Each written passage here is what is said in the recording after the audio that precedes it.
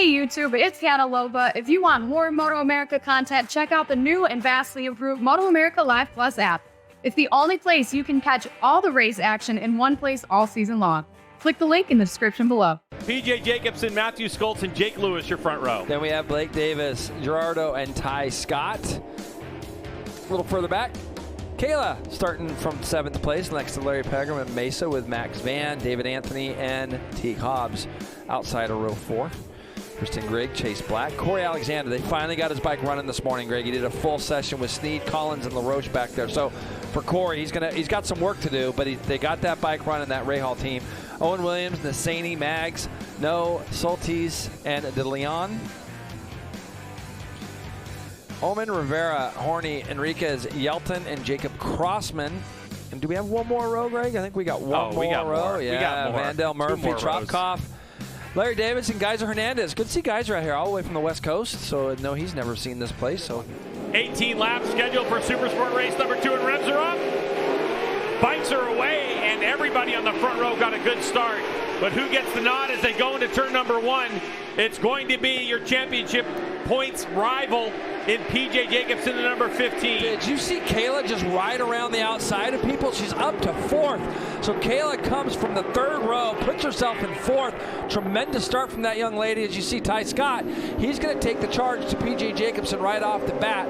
He's going to want to try to draft PJ down this back straightaway. Let's see if he can get that done. And how about Blake Davis, too? Blake Davis, great job. On the 22, was able to get a great launch himself. But for Matthew Skoltz, he didn't get one, neither did Jake Lewis. Jake Lewis had a miserable start. He's buried back in the pack. Here comes around the outside, Vision Wheel M4X Star Suzuki rider. Ty Scott is going to take the lead. Yeah, and that's exactly what Matthew needed to see. Somebody get in front of him. And I think Corey Alexander's already got himself up into the top 7 or 8. Looking back there, you see the tall frame of Corey. So he's moving to the front. All 3 Rahal bikes look good here. You can see Teague Hobbs back there a little bit as well. He had a nice run as Matthew Scott looks around the outside of Kayla. There's no room out there. Kayla knows what she's doing. She's helping her teammate right now as Gerardo looks to have a peek down the inside of Matthew Skoltz going into 13 and thinks better of it. But it looks like it's going to be Ty Scott who's going to lead the first lap through. Is that Max Van? Yeah, it looks like Max Van, maybe. Yeah, Max Van is down and out of this one, unfortunately, for the young rider. This weekend, he did say it was hard to set the bike up because this track has so many different characteristics, especially the elevation change. But he's comfortable, and he knew if he had an opportunity to lead this race, that's exactly what he was going to do. It looks like we've got someone off here. Yeah, we certainly do. It looks like a motor smoking. Yep. Always concerned about fluid on the racetrack, but lights out, we go racing.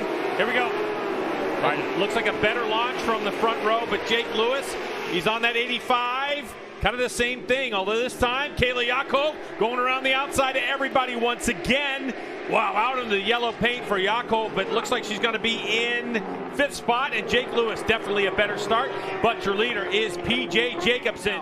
For Matthew, the worst thing that can happen is the roll speed that he's able to carry on that R6. If he's not able to carry that, he's going to make himself susceptible to Jake Lewis being able to go by him in the draft. So where that's going to be key is up in the keyholes. He's got to try to pass him like down here into turn 1. He's got to have to do something surprising. Let's see if he does it. He does. So there goes Skoltz up the inside on the 161. So critical movement for Matthew Skoltz. And it looks like Jake Lewis might try to go around the outside inside move. So now Lewis goes right with Matthew Skoltz. The GSXR 750. So he had to get creative. I could see him ramping that up. And you're going to see, Greg, he goes right to the inside of Gerardo. Now what that does, there's a couple little bumps there. Look at Jake. For Matthew Skoltz. And now look how close it's gotten between Ty Scott and PJ Jacobsen. And boy, if you're Matthew Skoltz, your best friend in the world could be Ty Scott. It's going to take a long time as we see Larry Pegram pull into the pits, our podium finisher yesterday, unfortunately out of the race. But it's also concerning because if Ty Scott has got a better drive than PJ Jacobsen, he might be able to draft and pass him down the back straightaway as they go now 3 wide. They don't know Skoltz is there, and all of a sudden, here comes the 11 right into the lead. Ty Scott doing whatever he did there by motioning to PJ. And that's why those lap times were going from low 28s to high 28s. We are now final lap. Matthew Skoltz out front. Ty Scott's going to try to do something with him. Whoa, as lap they, traffic. Yep, a little bit of lap traffic there. But here we go. Can Ty Scott draft this R6 down the back straightaway? This is where the gearing change for Matthew is going to be so key. He's going to be able to jump out of here, hopefully. As you see Jake Lewis now in a comfortable third.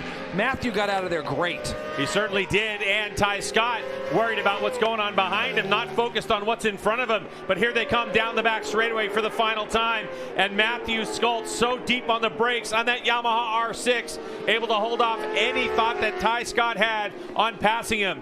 Now through the up and down elbow dragging section here at Mid-Ohio. Yeah, and here we go. Now it's a really hard pass, and not only is it a really hard pass from about this lap on, from this part of the lap on.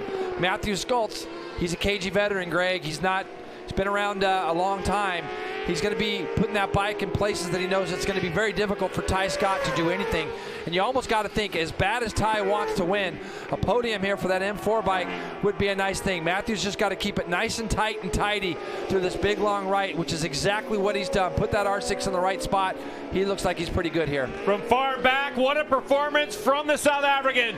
Matthew Skoltz to the line, takes a checkered flag to win and maximum points in this championship, and gets back 5 points of the 15 he's lost over the last 3 races to open it up again, and he is pumped. Oh. Jake Lewis ends up third, PJ Jacobsen fourth, and Maxi Girardo, boy, closed up 3 seconds on PJ Jacobsen there at the end.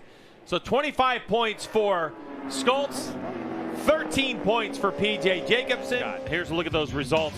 So Skoltz with a maximum 25. Tyler Scott gets himself 20. Jake Lewis gets himself 16 points.